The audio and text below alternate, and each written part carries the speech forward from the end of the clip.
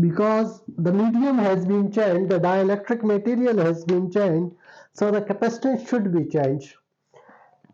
Let's just solve it simply and make ourselves a formula.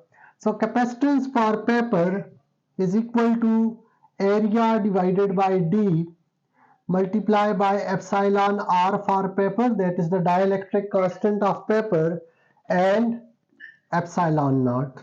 So this is our equation number 1. Similarly, capacitance for new material or medium is equal to area divided by D and epsilon R, epsilon naught,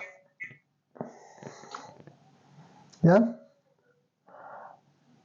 and this is, let's say, our equation number 2, and this is for medium.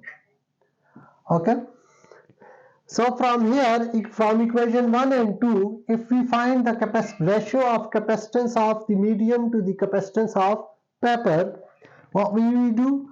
Equation 1 divided by equation 2.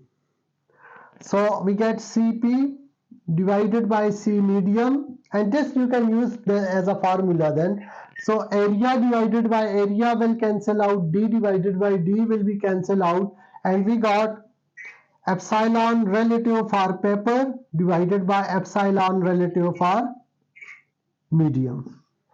Now we have the epsilon relative for paper, we have epsilon relative for medium, and we have the capacitance for paper. So let's just cross multiply. Cm will become equal to Cp multiplied by epsilon for medium divided by epsilon for relative for paper. Okay, epsilon relative for medium and epsilon relative for paper. So what we do? We just cross multiply. We get Cp multiplied by epsilon relative for medium is equal to Cm multiplied by epsilon relative for paper. Okay, and then we eliminate Cm, which will become equal to Cp epsilon relative for medium divided by epsilon relative for paper. So C medium for paper is 16.6 nanofarad. You don't need to convert because these two terms are unitless.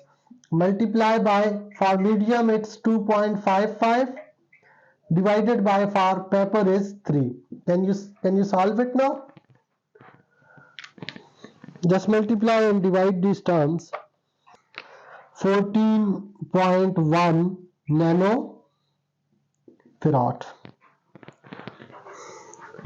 Okay, so this is the capacitance for medium.